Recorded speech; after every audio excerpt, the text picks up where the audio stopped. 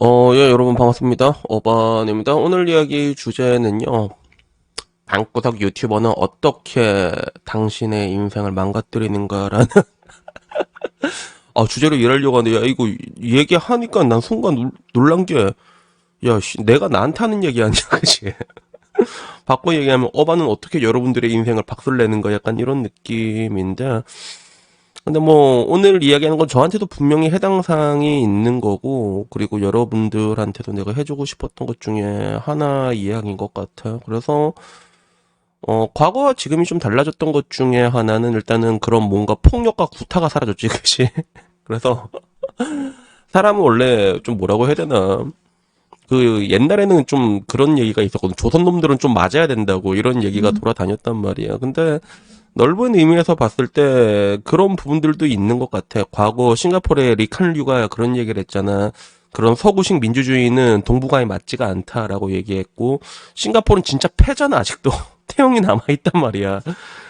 근데 지금 와서 보면 그 부분에 어느 정도 동의할 수밖에 없는 게 있는 것 같아. 서구식 민주주의와 대한민국의 민주주의를 봤을 때 대한민국은 여러 가지가 뭐 많이 다른 부분들이 느껴지잖아. 근데 오늘 뭐 이런 극단적인 얘기보다는 약간 방구석 유튜버들 중심으로 이야기를 한번 해보려고 하는데, 일단은 가장 크게 변한 것들 중에 하나가, 저는 어렸을 때 좀 동네 형들이랑 좀 많이 놀았거든. 동네 형들.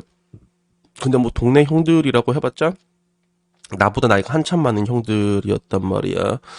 그래서 난 20살 때 거의 지금 나이로 30살이 넘은 형들이랑 같이 술도 얻어먹고 곧잘 놀았거든. 혼도 더럽게 많이 났지, 형들한테.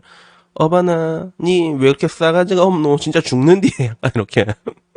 딱 봐도 약간 건방 많이 떨게 생겼잖아, 어렸을 때. 그래서 나는 옛날에 태수 형이라는 사람한테 진짜 죽을 뻔한 적이 있거든. 되게 빡신 형이었어, 태수 형이라고. 그리고 항상 이름이, 태수라는 이름은 호락호락한 사람이 없다, 희한하게. 그 모래시계에도 그렇잖아. 나 지금 떨고 있니? 그런데, 그러니까, 어렸을 때는 이런, 그래도 사회적인 모임이나 이런 것들이 지금보다 훨씬 더 많아지게 되다 보니까, 자연스럽게 얽히게 되고, 그러다 보면 이제 혼도 많이 나고, 자연스럽게 상태가 교정이 됐는데, 지금은 이제 그런 경우가 많이 없어지게 된 거지. 그리고 사람들한테 감히 그런 얘기도 못하게 된 거야. 싸가지가 없다는 얘기도 함부로 못하게 되다 보니까, 오히려 더 지금처럼 사람을 더 만나기 쉬운 환경에 사람들은 점점 더 고립이 되어가고 있고, 내 동네 형들을 자처했던 사람들이 내가 어렸을 때 만났을 때 그 동네 형들 같은 역할을 지금 방구석 유튜버들이 대체하고 있는데, 이게 문제가 되는 것 같아. 이게 문제야. 그래서 방구석 유튜버들은 뭐 전부 다 병신이냐 그렇게 얘기하면 뭐 나도 그 중에 한 명이 되는 거니까 내 욕하는 거긴 한데, 근데 이게 유튜브의 생리 때문에 그래. 기본적으로 유튜브의 생리는 자극적으로 얘기를 해야 되거든. 유튜브를 여러분들이 해보시면 알겠지만 경주마처럼 만듭니다. 순위가 매번 표시가 돼. 뭐 영상, 최근 영상 10개 중에 되게 몇 위다 이런 식으로 얘기하다 보면 워딩도 격하게 되고, 나도 그래서 보면 썸네일 보면 진짜 쌍스럽잖아. 그게 그래서 그런 거거든. 근데 문제는 그런 것뿐만이 아니라 지금 와서는 대중들이 요구하는 니즈가 좀 다크한 걸 원하게 되는, 극단적인 것들을 원하게 된단 말이야. 지금 와서 보면 난 굉장히 사람들이 진짜로 많이 화가 나 있구나라는 걸, 특히 난 일본 커뮤니랑 왔다 갔다를 많이 하다 보니까 국가마다도 차이가 있는데 대한민국이 굉장히 난폭해져 있다는 걸 느끼게 되거든.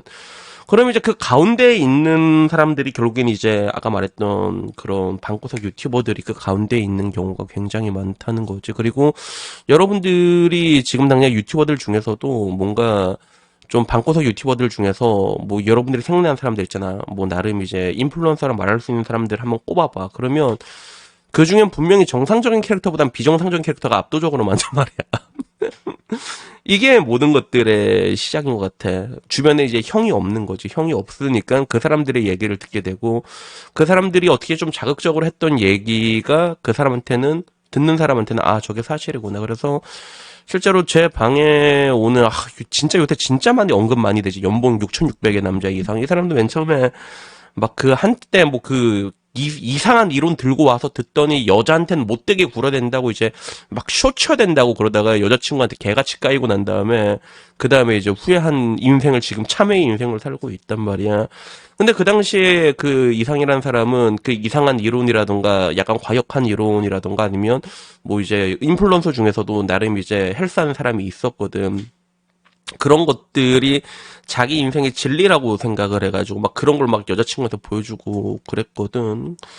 그러다 보니까 결국에는 그런 일들이 벌어지게 되는 것 같아. 그래서 사실 그래, 사람이 느끼는 인생의 희노애락은 똑같은 걸 보더라도 굉장히 다르게 와닿게 되지만 유튜버 같은 경우는 그런 것들을 조금 더 극단적으로 풀어낼 수밖에 없는 거고, 그리고 그런 극단적인 모습들이 약간의 쿨함으로 비춰지는 경우도 굉장히 많거든.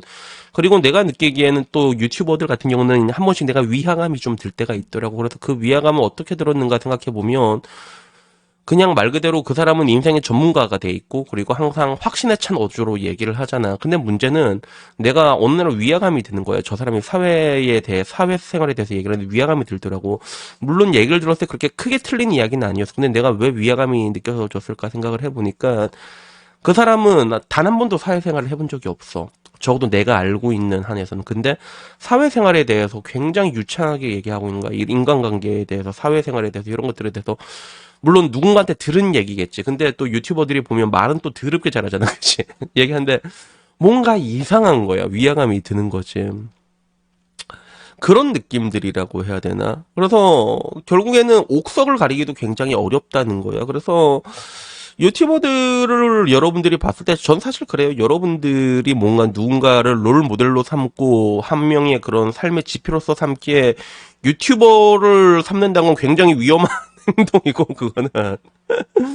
그런 건 굉장히 위험한 행동이고, 난 여러분의 주변에 있는 사람들, 오히려 가까이 있는 사람들을 보라고 얘기를 해주고 싶은데, 요새는 아까 말한 것처럼 그게 너무 힘들다 보니까, 그 사람들을 어떻게 보면 하나의 자기도 모르는 사이에 한 명의 우상화를 해가지고, 그 사람이 한 행동을 그대로 하려고 하는 그런 거, 답습하는 그런 것들이 보이는데, 결국엔 그 가운데서 망가지는 경우가 좀 많은 것 같아. 그리고 또 유튜브 같은 경우는 아까 말한 것처럼 자극적으로 얘기를 하는데, 그 얘기를 하다 보면 비슷한 얘기만 계속 보게 된다는 거지. 그래서 저는 여러분들에게 얘기를 하고 싶은데, 뭔가 좀 항상 제가 강조하는 거는 여러분들에게 그런 자신만의 철학이라는 걸 굉장히 많이 강조하잖아. 그러니까 가장 기본적인 건 여러분은 여러분만의 스토리를 써 내려간다는 거죠. 그러면 어떻게 해야 되냐면 최대한 다양한 의견을 수용을 해야 된다는 거예요. 그래서 저는 옛날에 정치 이야기들을 지금은 아예 보지도 않지만, 근데 그게 궁금하면 어떻게 얘기를 하냐면 극 우에 있는 사람과 극좌에 있는 사람의 이야기를 같이 들었어. 똑같은 노선을 두고도. 그러면 이게 정말로 다르게 나온다?